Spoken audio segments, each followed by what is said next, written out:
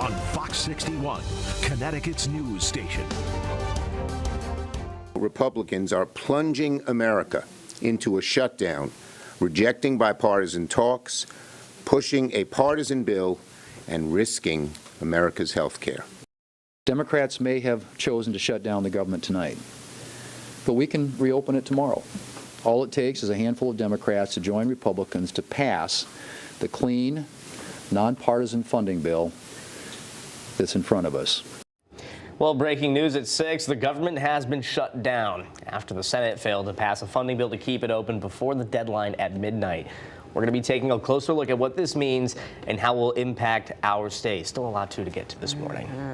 Yeah, a lot to unpack, so we're glad you're with us here at 6 o'clock on Fox 61, America Areas. And I'm Glenn Kittle. We're going to turn things over to meteorologist Rachel Piscatelli for a look at our forecast. Rachel, not too chilly out. I'm trying to reassure myself. No, it's not too bad outside. Yes, it is cooler than this time yesterday. Yes, we were expecting cooler numbers than yesterday during the day, but it's near average. We're essentially just exactly where we should be for this time of year for October 1st. So a fall chill between now and Friday. It's a cool start to our October with a brush fire risk for this afternoon, as we are anticipating a little bit more in the way of some wind working its way in the state. Temperatures out the door around 48 degrees right now in Torrington, 51 in Waterbury, 50 degrees in Chester, and 52 in Willimantic. There's our winds that are picking up. You can see some of our winds anywhere from 15 to even 20 miles per hour, like in Bridgeport now. Higher gusts are likely anywhere from 20 to 25 this afternoon before they begin to back off this evening and into the overnight hours. So it is less windy for our Thursday. In the meantime, today, right around 50 degrees this afternoon. You don't need to worry about any umbrellas. It's going to be a beautiful day with lots of sunshine. Temperatures up around 68 to around 70 degrees this afternoon. So town by town, around 69 in New Haven, 68 in Wallingford, 67 degrees in Hartford, southeastern Connecticut in the middle 60s too. So it is going to be a nice day overall. Sun up today at around 6:48, sun going down at around 6:32 for October 1st. We'll talk about where we go from here. Your full 7-day breakdown coming up in just a bit. Here at 6:02, we are following a little bit of road work this morning. So wrapping up now. Over in the Cromwell area, a lot of the road work is clearing for our Wednesday morning. So taking a look there, you can see some oranges and reds on your screen this morning, right in the Cromwell area, Rocky Hill. So between about 24 and about 21 or so. Live look outside here showing you that the volume is still up this morning. So some slowdowns in the area because of it. And your drive times on 91 North New Haven to Hartford is around 49 minutes. So you are looking at about a 15-minute delay because of it. Southbound 91 looks okay through the Elm City. Over to you.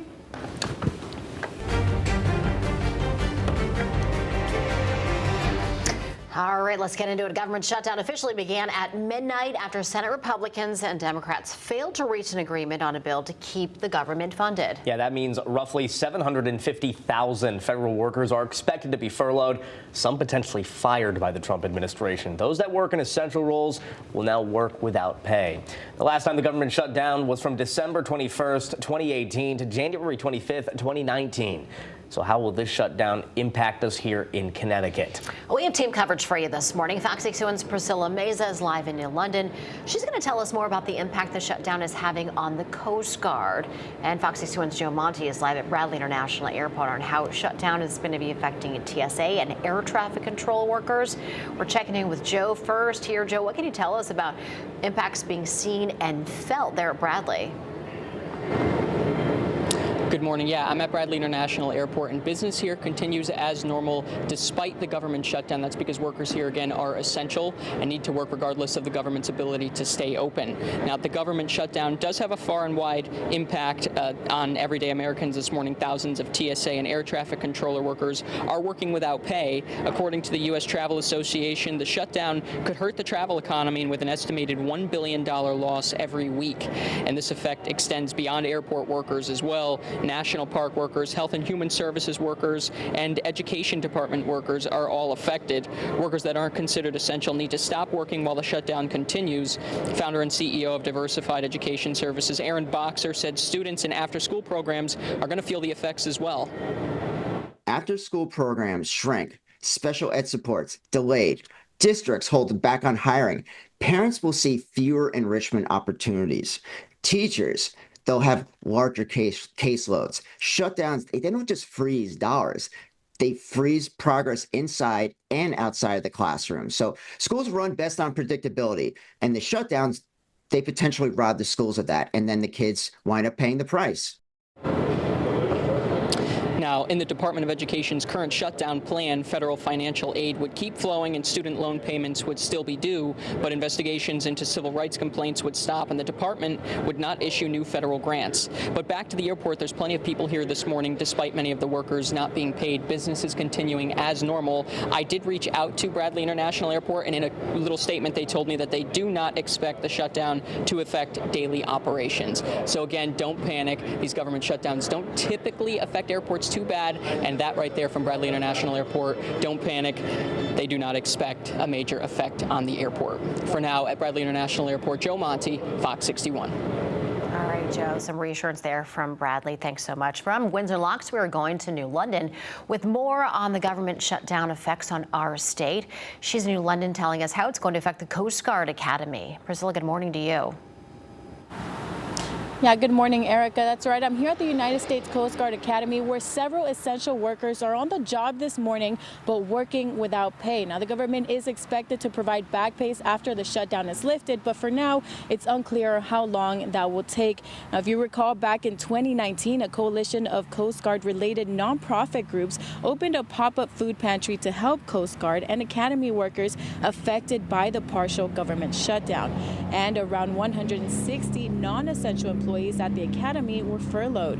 Now, Congressman Jim Himes released a statement saying, in part, the pain of this shutdown will be borne by our most vulnerable neighbors, service members living paycheck to paycheck, mothers who rely on food assistance, and grandparents applying for their Social Security. But Governor Ned Lamont reassured the people in Connecticut that won't be an issue for the time being. I want you to know here at the state of Connecticut, we're going to do everything we can to keep the quality of services going as long as we can. Nothing's going to change for you next week. Make sure that if you're a new mother, Women, Infant, and Children program, we keep that going. SNAP benefits, we keep that going. So you don't have to worry about anything in the near term. Now, Governor Ned Lamont later called on federal lawmakers to strike a deal and just work to reopen the government as soon as possible. And we will be bringing you more on this throughout the day, and in the next hour I'll have more on how this can affect you. For now, live in New London, Priscilla Meza, Fox 61. Priscilla, thank you for that live report. A man was injured after he was shot in the leg last night in New Britain. The incident happened around 6 p.m. on Jubilee Street. The man was taken to the hospital, but his condition is unknown at this time. New Britain police say that the public does not appear to be in any danger. If you have any information on the shooting, you're being asked to give New Britain police a call. And a former funeral home director is back in jail again. This time he faces new charges out of Vernon. Police say Philip Petrus scammed families who trusted him with pre-planned funeral contracts. Petrus is already facing similar charges in Coventry. He also lost his embalmer's license earlier this year. Investigators say they spoke with more than 60 victims before charging him with 20 counts of larceny and 60 counts of fraud. He's now being held on an $800,000 bond and will have to answer to his charges in court. New Haven police are continuing to investigate a homicide from last Friday that killed a 15-year-old boy. Police say 15-year-old Caden Phillips was a smart student at Career High School. He was also a standout basketball player and was loved by all of the friends that he made at the school. He was found unresponsive near Bassett Street after being shot, and he later died at the hospital. Police believe Caden was shot at Lincoln Bassett Community School after hours, and they think the shooting stemmed from an earlier conflict. The city says it wants to help children who don't feel safe in their communities feel safer. We all got together and thought of all the kids that could be at risk due to this violence, and we're going out and meeting with all of them. We've already had a few people that didn't feel comfortable going to school, so we found them places to still continue their learning and to be safe. New Haven Mayor Justin Elliker says homicides are generally down this year. However, youth gun violence remains a big concern in the city. And state police say they're still working to solve a double homicide from last May in Oxford. Now there's a new reward of $50,000 for information about who killed David Rivera and Carlos Calderon. The two were found on May 30th, 2024 in a burning car off Route 34. Yesterday, there was a renewed call for information and tips surrounding the case. Family members were at yesterday's press conference. David Rivera's uncle William Mendoza says he knows there's someone out there which can't take away their pain, but it could help them ease it. I know that there's a code of conduct out there on the street, but, you know, when it happens to your family, you kind of tend to push that aside. Well, it happened to our family, so we're asking you to just push that aside. Police say that all tips, no matter how small, can be called in. Bus drivers all across Connecticut are threatening a strike unless they can get a better deal. Teamsters Local 671 claims that bus company DATCO has not offered a contract that meets their needs. Drivers want better pay, health care, and retirement security. Union leaders warn parents the ongoing shortages won't improve unless drivers get a stronger contract. The last agreement ended in July, and the two sides haven't been able to reach an agreement. The deadline is Sunday at midnight, and if there's no deal, drivers say they are ready to strike Monday morning. Drivers' working conditions are students' travel conditions. To every parent who has ever experienced delay in pickup or drop-off for their kid, the reason that is the case is because we don't have good enough contracts. Districts are already alerting parents. Cromwell schools say pickup and drop-off times could shift if the strike does happen, and they're looking at backup options. Middletown schools say that they're working on plans to keep classes on track and get students to school safely. For now, the contract holds until Sunday. If there's no deal by then, drivers say they are going to be walking off the job Monday morning.